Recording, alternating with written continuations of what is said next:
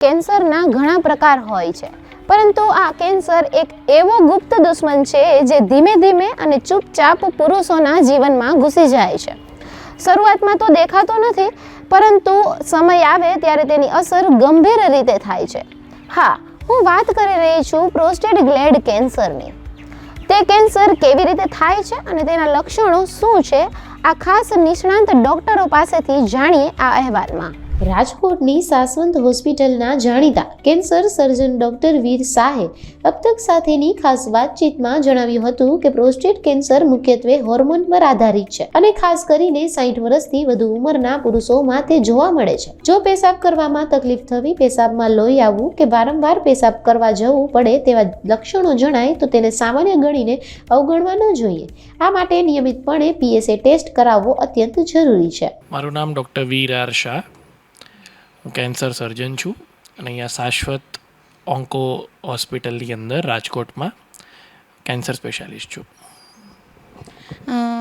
ઘણા કેન્સર હોય છે, કેન્સરના ઘણા પ્રકાર હોય છે, પણ પુરુષોમાં એક એવું કહેવાય છે કે 60 વર્ષ પછી જે પ્રોસ્ટેટ ગ્લેન્ડ કેન્સર હોય છે પુરુષોમાં થતું હોય છે મોટા ભાગમાં, અને ભારતમાં હાલ એની સંખ્યા સતત વધી રહી છે. શું કહેશો? એટલે પ્રોસ્ટેટ કેન્સર એક છે ને હોર્મોન ડિપેન્ડન્ટ કેન્સર છે અને એક ઉંમર સાથે વધતું હોય છે.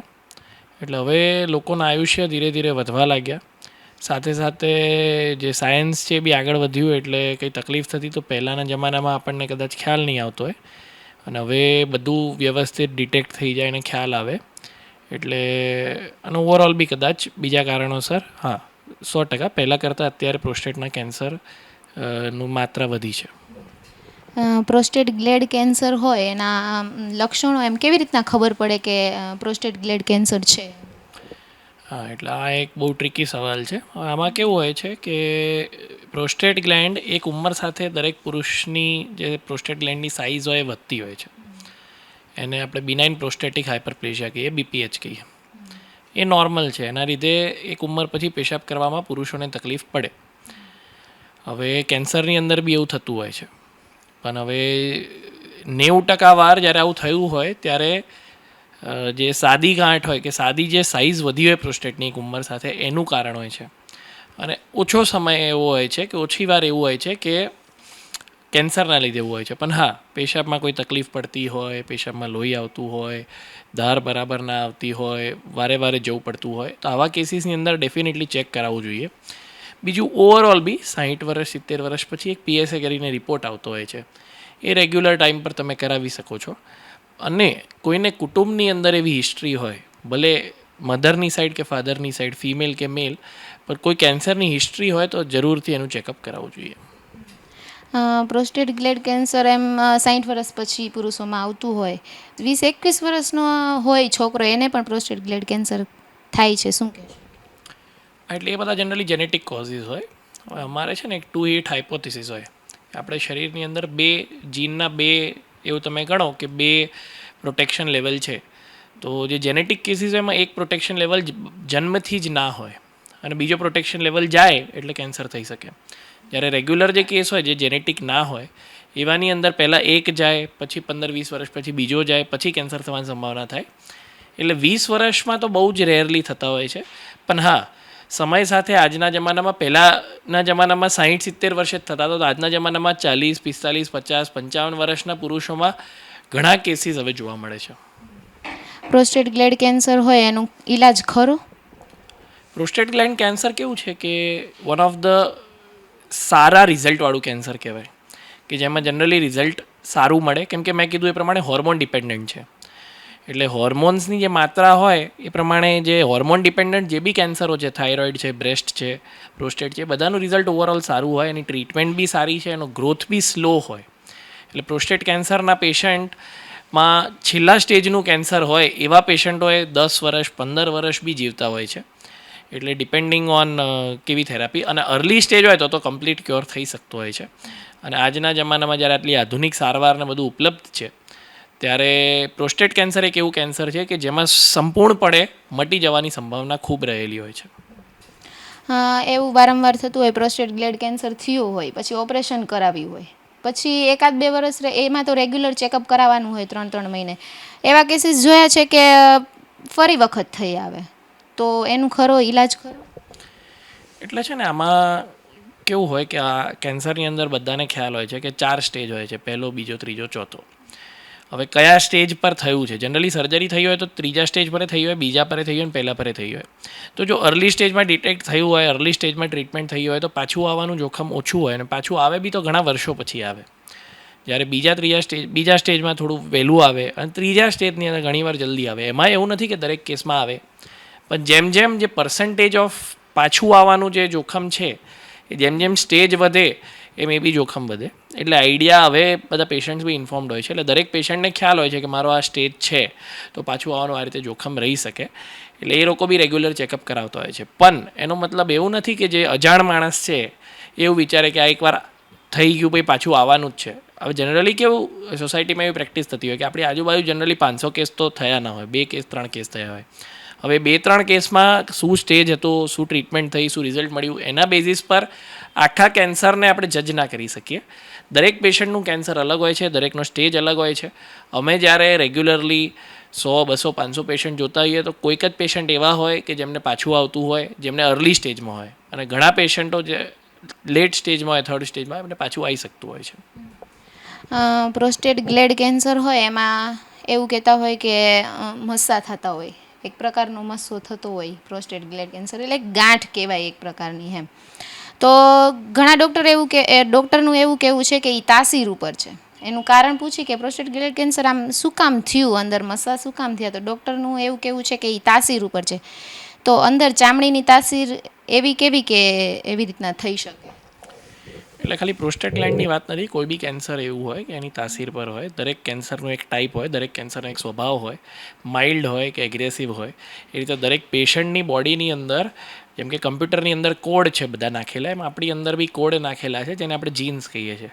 હવે એ એટલા બધા કરોડો અબજોમાં છે કે આપણે બધા હજી તો દરેક માણસના તો સ્ટડી નથી થયા, ઘણા લોકોના થોડા સ્ટડી થયા છે. એટલે હવે કોને કેમ કેન્સર થાય છે, જીન્સની અંદર કઈ રીતનું બધું પ્રોગ્રામિંગ છે, શું છે, એમાં એક ઉંમર પછી બોડીની રિપેર મિકેનિઝમ કેવી છે, એવા બહુ બધા કોમ્પ્લેક્સ ફેક્ટર્સ છે કે જે રોલ પ્લે કરે છે, જેનો જવાબ આપણી પાસે આજે બી નથી અને કદાચ કાલે બી નહીં આવે. કેમ કે આપણી જે પરમાત્માએ આપણું જે સર્જન કર્યું છે એ રીતે કર્યું છે કે ઘણી વસ્તુ આપણી જાણીની બહાર છે. પણ એ જાણવા સાથે જે બી આપણી બોડી છે, દરેક બોડીની અંદર થોડું વેરિએશન છે, એટલે થોડા એરરના ચાન્સીસ હોઈ શકે અને ડિફરન્સ થોડો દરેક માણસમાં હોઈ શકે. હવે એ જે ડિફરન્સ છે એ ઘણીવાર એના લીધે કંઈ તકલીફ થાય, ઘણીવાર આખી જિંદગી નીકળી જાય ને કંઈ તકલીફ બી ના થાય, એ ટાઈપનું છે. એટલે મેજરલી બધું બરાબર હોય છે, પણ થોડો દરેકમાં ફરક હોય છે. એટલે એ જે તાસીરની વાત છે એ લેવલ પર વાત છે કે કોઈકને થાય, કોઈકને ના થાય, અને જે થાય એને કોઈકને માઇલ્ડ થાય, કોઈને એગ્રેસિવ થાય. જે આ કેન્સર થતું હોય વારસાગત આવી શકે, તમે એવું કીધું કે પરિવારમાં કોઈને હોય તો આવી શકે. અગર પરિવારમાં ન હોય તો ખાવા પીવામાં એવું થઈ ગયું હોય કે કાંઈ વ્યસન હોય, ધૂમ્રપાનનું વ્યસન હોય, તો એનાથી થઈ શકે? એટલે જો પહેલો જે કોઝ કીધો મેં તમને, જેનેટિક અને ફેમિલિયલ, કે કુટુંબમાં ચાલતું હોય કે જીન્સના લીધે હોય, જે આઈડેન્ટિફાઈડ હોય કે આ જીનનો ઇસ્યુ છે એટલે થયું છે. હવે એના સિવાયનો જે કોઝ આવે, ઓફકોર્સ એડિક્શન આવે. એડિક્શનનો પ્રોસ્ટેટમાં થોડોક ઓછો રોલ હોય છે, પણ રોલ છે સ્મોકિંગનો બી, અને બીજા બી એડિક્શન્સ હોય, પણ એનો માઇનર રોલ છે. એના સિવાય ઘણા આપણે ના જ સમજી શકીએ એવા બી રીઝન્સ છે. ઘણા બીજા, જેમ મેં કીધું, ઉંમર બી એક બહુ મોટી રીઝન છે પ્રોસ્ટેટમાં. કેમ કે કેવું છે કે બોડી એક મશીન છે, મશીનનું એક ઉંમર પછી ધીરે ધીરે ફંક્શનિંગ ખરાબ થતું જાય. એટલે જે સેલ્સ છે એ રિપેર ના થાય અને એની જગ્યાએ એમાંથી કંઈક શું કહેવાય કે એક ગાંઠ બને કે એ રીતનું બને કે જે રિપેર થઈ જાત અગર એ જવાન માણસ હોત. પણ એક ઉંમરલાયક માણસ છે એટલે એ રિપેર નથી થઈ રહ્યું, એના લીધે એક ડિફેક્ટ થઈને ધીરે ધીરે ગાંઠ બનતી જાય છે.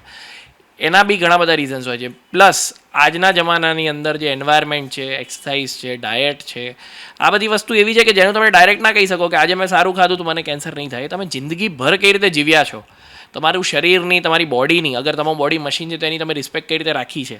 ઘણી વસ્તુ આપણને તરત ના દેખાય, નાની વસ્તુઓ, પણ એ નાની નાની વસ્તુઓ રેગ્યુલર આપણે એક્સરસાઇઝ કરીએ, માઇન્ડ ફ્રેશ રાખીએ, ખાવાનું સારી રીતે ખાઈએ, સારી હવા લઈએ, સારું પાણી લઈએ, આ બધાનો લોંગ ટર્મ ઇમ્પેક્ટ પડતો હોય છે. રાજકોટમાં આવેલ એસસીજી હોસ્પિટલના ડોક્ટર સોમિયા સાપરિયાએ અબ તક સાથેની ખાસ વાતચીતમાં જણાવ્યું હતું કે પુરુષોમાં થતા કેન્સરની વાત કરીએ તો પ્રોસ્ટેટ કેન્સર વિશ્વભરમાં બીજા નંબરે આવતું કેન્સર છે. જેમ જેમ ઉંમર વધતી જાય છે તેમ તેમ આ કેન્સર થવાનું જોખમ પણ વધતું જાય છે.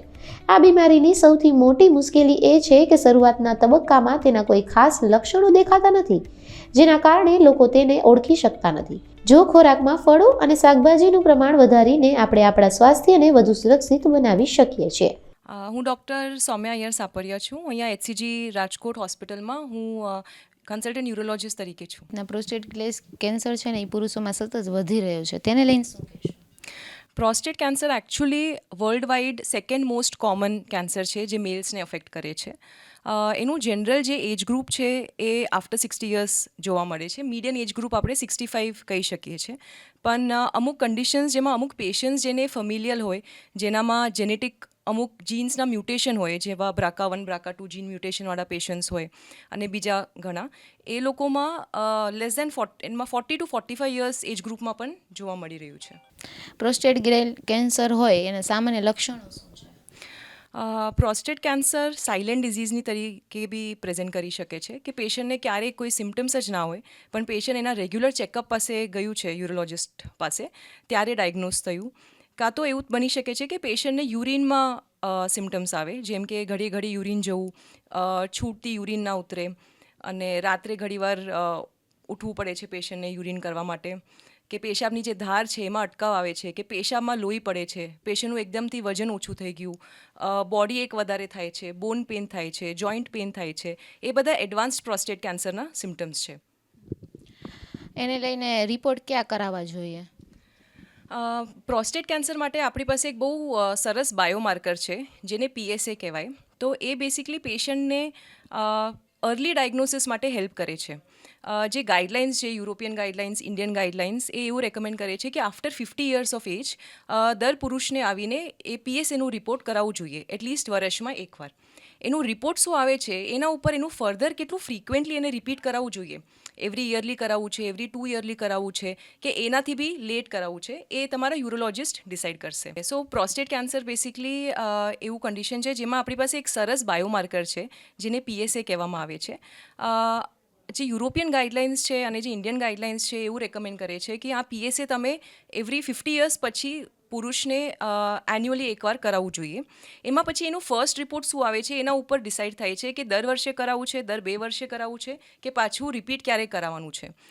આ પ્રોસ્ટેટ જે PSA રિપોર્ટ છે એ ખાલી કેન્સર સ્પેસિફિક છે એવું નથી. ઘણા લોકોને એવું લાગે કે PSAનું રિપોર્ટ વધી ગયું તો એના મતલબ એવું છે કે પેશન્ટને કેન્સર જ છે, પણ એવું ના હોય. એ પ્રોસ્ટેટ ગ્લેન્ડ સ્પેસિફિક છે, કે પ્રોસ્ટેટની ગ્રંથિમાંથી એ આવે છે બેસિકલી સબસ્ટન્સ. એવું નથી કે કેન્સરમાં આવે છે, પણ કેન્સરમાં વધી જાય છે. એના બીજા નોર્મલ કારણ બી હોય છે કે પેશન્ટે વધારે સાયકલિંગ કર્યું છે, કે પ્રોસ્ટેટમાં ઇન્ફેક્શન છે, તો એવા કન્ડિશન્સમાં બી એ વધી શકે છે. તો PSA એક એવું ટેસ્ટ છે જે પેશન્ટ સામેથી આવીને કરાવી શકે છે, જેનાથી અર્લી ડાયગ્નોસિસમાં આપણને હેલ્પ થઈ શકે છે. બધા કેન્સરના સ્ટેજ હોય, 1 સ્ટેજ, 2 સ્ટેજ, તો પ્રોસ્ટેટ ગ્લેડ કેન્સરમાં સ્ટેજ હોય ખરા? હા, જેમ બધા કેન્સરમાં હોય એવી રીતે જ હોય છે. એક હોય છે જે પ્રોસ્ટેટમાં લોકલાઇઝડ હોય છે, દેટ ઇઝ ખાલી પ્રોસ્ટેટની અંદર છે કેન્સર. એક હોય લોકલી એડવાન્સ સ્ટેજ, જેમાં પ્રોસ્ટેટ અને આજુબાજુની જે ગ્રંથિઓ છે ત્યાં સ્પ્રેડ થઈ જાય છે. અને એક આપણું મેટાસ્ટેટિક પ્રોસ્ટેટ કેન્સર હોય છે, જેમાં શરીરમાં બીજી જગ્યાએ કેન્સરનું મેટાસ્ટેસિસ થઈ ગયું હોય છે. પ્રોસ્ટેટ કેન્સર એવું કહેતા હોય ડૉક્ટર કે વારસાગત આવી શકે, પણ વારસાગત સિવાય એવી કઈ વસ્તુ છે કે એના લીધે આપણે શરીરમાં prostate glad cancer? Most common કારણ તો વારસાગત જ હોય છે. તમારા ફાધરને છે, તમારા બ્રધરને છે, કે તમારા કાકાને છે. એ ડિપેન્ડ્સ કરે છે કે તમારા કેટલા રિલેટિવ્સને છે, એ તમારાથી કેટલા ક્લોઝ છે, blood relative, first degree relative છે કે થોડા દૂરના રિલેટિવ છે.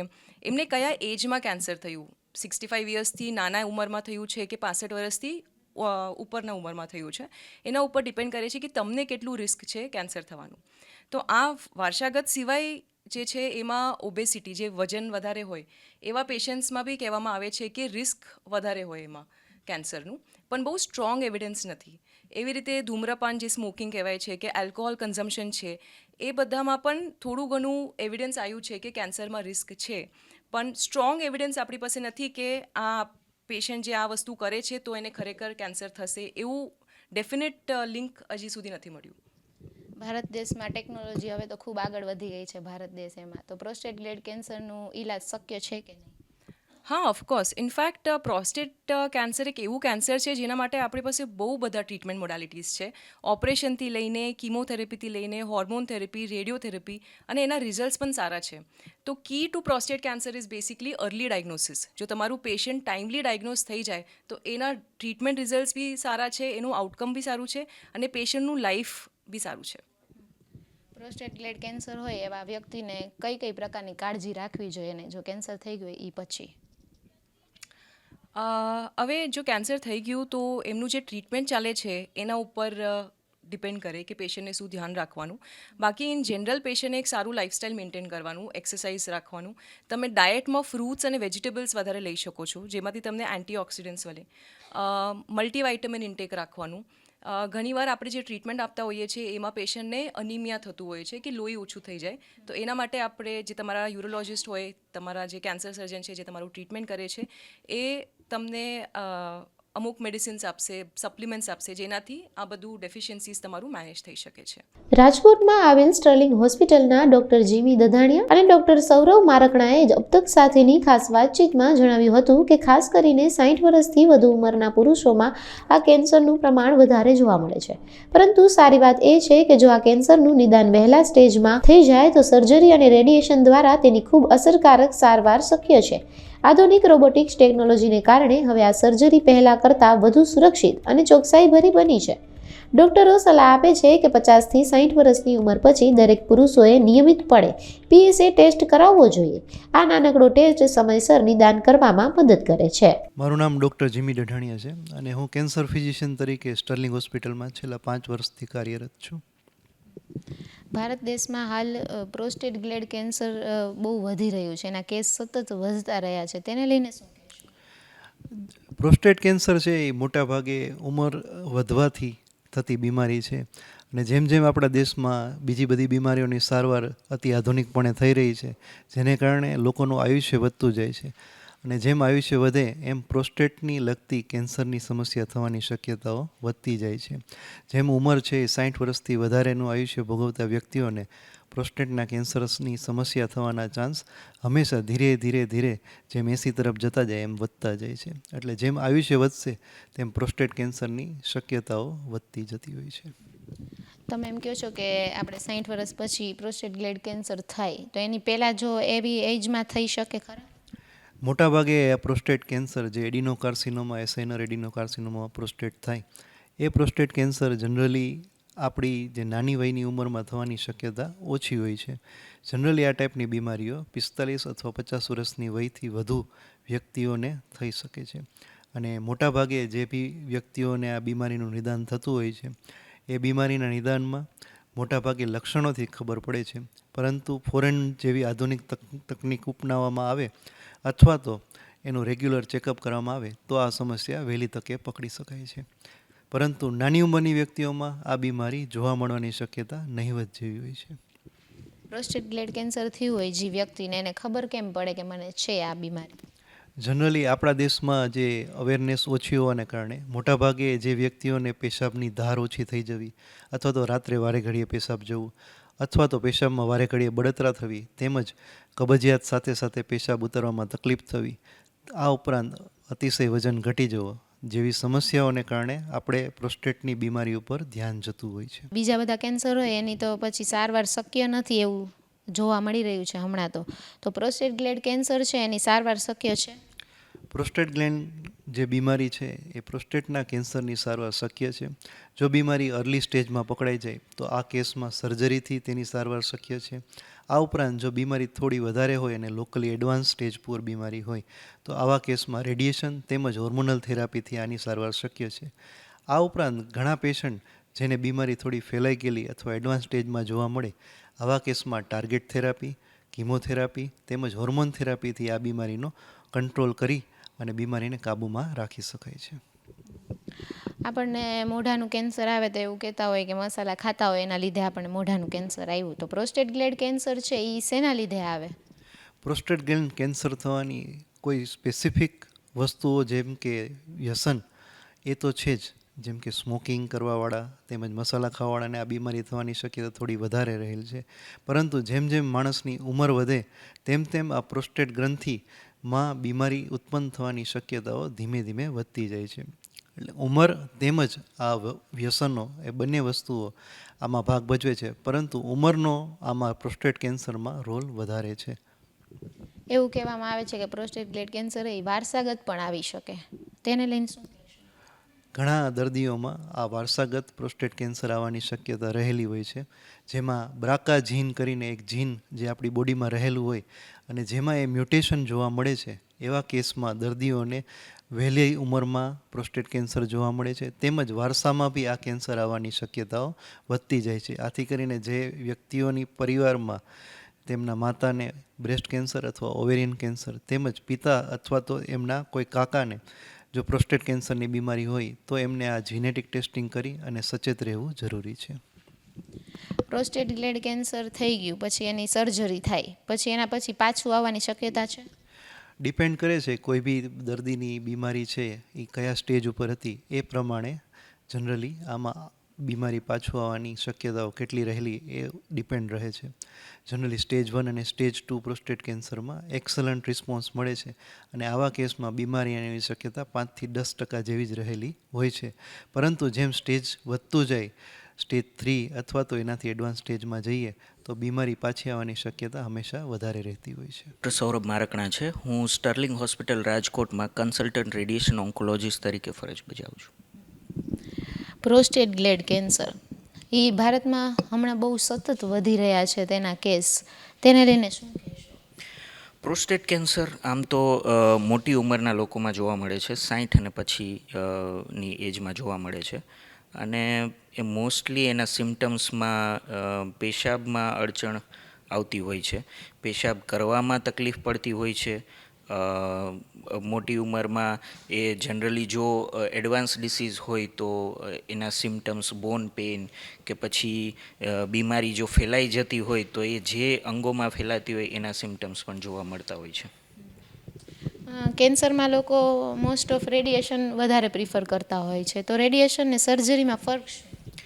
પહેલાં તો રેડિયેશન અને સર્જરી બંને લોકલ ટ્રીટમેન્ટ છે. જ્યારે પણ બીમારી શરૂઆતી સ્ટેજમાં હોય, જ્યારે આપણે પ્રોસ્ટેટને ટ્રીટ કરવાનું હોય ત્યારે રેડિયેશન અને સર્જરી બંને ઇક્વલ ઓપ્શન છે.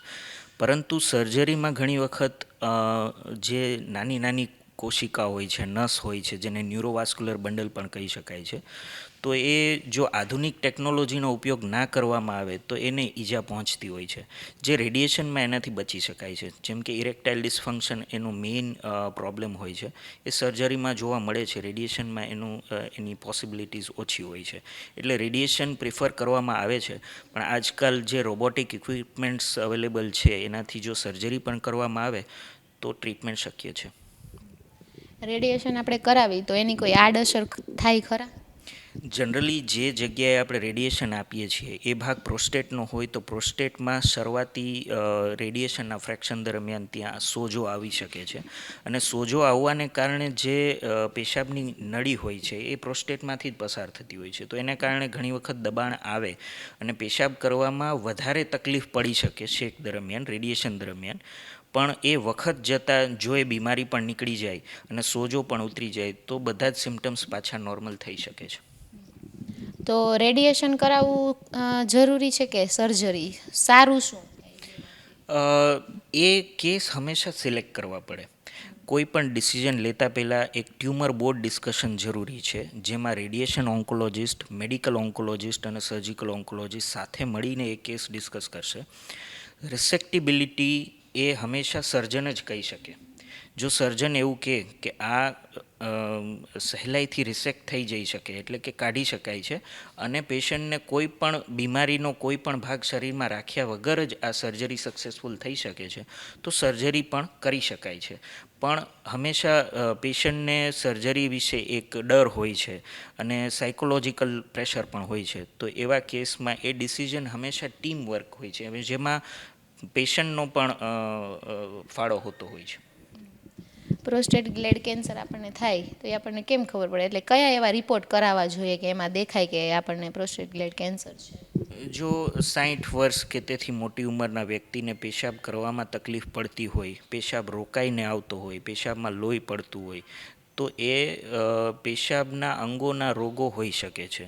કેન્સર જ હોવું એ જરૂરી નથી, પણ પ્રાથમિક તપાસ કરવી જરૂરી હોય છે. એને સીટી સ્કેન થી એ જોઈ શકાય કે કોઈ ગાંઠ શરીરમાં છે કે નહીં. જો ગાંઠ જેવું લાગે તો એક બાયોપ્સી કરવી જરૂરી છે, જે એકચ્યુઅલી કોષમાં કેન્સરના કોષનો ભાગ છે કે નહીં એ સુનિશ્ચિત કરે છે. જો એકવાર એ ડાયગ્નોસિસ કેન્સરનું થઈ જાય તો આપણે આખા શરીરમાં ક્યાંય બીજે ક્યાંય ફેલાણું છે કે નહીં એના માટે પેટ સીટી સ્કેન કે સીટી સ્કેન એવા ડાયગ્નોસ્ટિક ઇમેજિંગ પણ કરી શકાય છે. અને સૌથી મહત્ત્વનું એક ઇન્વેસ્ટિગેશન છે પ્રોસ્ટેટ સ્પેસિફિક એન્ટિજન, જે પ્રોસ્ટેટ કેન્સરમાં વધારે માત્રામાં જોવા મળે છે. એ પણ થોડો ઘણો આઈડિયા આપતો હોય છે કે કેન્સર કઈ રીતે આગળ વધે છે, શરૂઆતી સ્ટેજમાં છે કે નહીં. અને બાયોપ્સીમાં એક ગ્લીઝન સ્કોર નામની વસ્તુ પણ હોય છે, જે આપણને કયા રિસ્ક સ્ટ્રેટિફાઈડ માં છે એ પેશન્ટનું માહિતી આપી શકે છે. પ્રોસ્ટેટ ગ્લેડ કેન્સર તમે હમણાં કીધું કે બ્લીડિંગ આવે ને એવી રીતના વારંવાર પેશાબ જવું પડે, એટલે પ્રોસ્ટેટ ગ્લેડ કેન્સરની શક્યતા ખરા એમ. જો પ્રોસ્ટેટ ગ્લેડ કેન્સર આપણા શરીરમાં વધારે ફેલાઈ જાય તો શું શરીરને નુકસાન શું? મોસ્ટલી પ્રોસ્ટેટની જે કેન્સરના જે પ્રોબ્લેમ હોય છે એ ફેલાઈ જાય તો મોસ્ટલી બોનમાં ફેલાય છે, હાડકાઓમાં ફેલાય છે. અને હાડકામાં જ્યાં પણ કેન્સરના કોષો ફેલાય ત્યાં સૌથી વધારે પ્રોબ્લેમ દર્દનો થાય છે, પેઇનનો થાય છે. અને પેઇનફુલ જગ્યાએ પણ રેડિયેશન આપી શકાય છે. એ ફક્ત પેઇન ઓછું કરવા માટે હોય છે. એની સારવાર કિમોથેરાપી જ હોય છે અથવા હોર્મોન થેરાપી જ હોય છે, પણ એક સારવારના ભાગરૂપે રેડિયેશન પણ એ કેન્સરની જગ્યાએ કે જ્યાં સૌથી વધારે દર્દીને દુખાવો થાય છે એ જગ્યાએ થોડી માત્રામાં રેડિયેશન આપીને દુખાવો ઓછો પણ કરી શકાય છે. પ્રોસ્ટેટ ગ્લેડ કેન્સર છે, રેડિયેશન કરીને એનું મટાડી શકાય ખરા? હા, શરૂઆતી કેસમાં જો રેડિયેશન આપવામાં આવે એ પછી એક્સટર્નલ બીમ રેડિયોથેરાપી હોય કે બ્રેકીથેરાપી હોય, એના ઘણા બધા પ્રકાર છે. SBRT, external beam radiotherapy, Brachytherapy, આ ઘણા બધા પ્રકારે રેડિયેશન આપી શકાય છે અને સંપૂર્ણપણે જડમૂળમાંથી કેન્સરને કાઢી શકાય છે. ડોક્ટરનું કહેવું છે કે પુરુષોને આ પ્રોસ્ટેટ ગ્લેડ કેન્સર 50 થી 60 વર્ષ પછી જોવા મળતું હોય છે. જો તેની સમયસર તપાસ થઈ જાય તો તેને પૂરેપૂરો કાબુ મેળવી શકાય છે. ડોક્ટરનું કહેવું છે કે પુરુષોએ 60 વર્ષ પછી PSA રિપોર્ટ કરાવવું અને નિયમિત ચેકઅપ કરાવવું જરૂરી છે. જો પ્રોસ્ટેટ ગ્લેડ કેન્સર પર યોગ્ય તપાસ થાય અને યોગ્ય સારવાર થાય તો તેને સંપૂર્ણપણે મટાડી શકાય છે.